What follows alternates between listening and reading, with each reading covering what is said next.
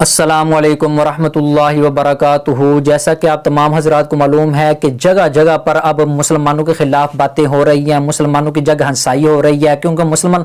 حکمران جو ہیں وہ تو کوئی عملی قدم اٹھانے سے رہے تو یہ نبی کریم علیہ الصلوۃ والسلام کے خاکے تک اب جو پبلش ہو رہے ہیں، جو مستشرقین ہیں، مستشرق ان بندوں کو کہا جاتا ہے، ان لوگوں کو کہا جاتا ہے جو یورپ کے باشندے ہوں اور وہ اہل مشرق کا اسلام کا مطالعہ اس لیے کریں، جسٹ اس لیے کریں کہ اس میں نکتہ چینی کر سکیں۔ پہلے انہوں نے کتابیں لکھی، انہوں نے آرٹیکل لکھے، انہوں نے بڑے بڑے پلیٹ فارم سے جو ہے مسلمانوں کے خلاف بڑی بڑی پوسٹیں آویزہ کی۔ اب یہاں تک بھی یہ رکے نہیں ہیں بلکہ انہوں نے فرانس میں گستاخیاں کی ہیں۔ تو اب یہ دیکھیں، یہ جو آسٹریلیا کا جو مسجد ہے جو ترکی گورنمنٹ کے تحت تھی، یعنی جو ترکی کی حکومت تھی وہ اس کو چلا رہی تھی آسٹریلیا میں، تو آسٹریلیا کی جو مسجد ہے اس کی جو در و دیوار ہیں ان کو گرایا گیا، اس کی جو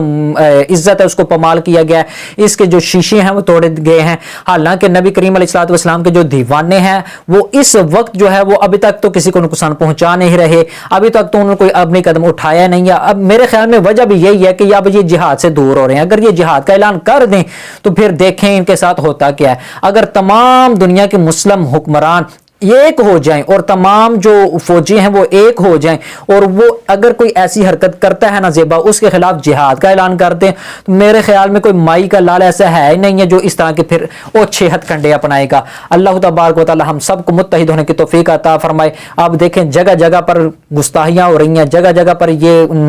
جو شاعر اسلام ہیں ان کے خلاف جگ ہنسائی ہو رہی ہے، ان کے خلاف پوسٹیں آویزہ کرنی ہیں، بلکہ ان کے خلاف عملی اقدامات ہو رہی ہیں۔ تو جو مسلم حکمران میں سوئے ہوئے ہیں، اللہ تبارک و تعالی ان کو جاگنے کی توفیق عطا فرمائے، اور یہ جاگ کر ان کی غیرت جب جاگ جائے اور سب مسلم حکمران جو ہے وہ متحد ہو جائیں، پھر یہ اغیار کے خلاف یکجان ہو کر ان کے خلاف ایسا عملی قدم اٹھائیں کہ دنیا میں ان کا نام و نشان مٹ جائے یا پھر یہ اسلام لے آئے۔ السلام علیکم ورحمۃ اللہ وبرکاتہ۔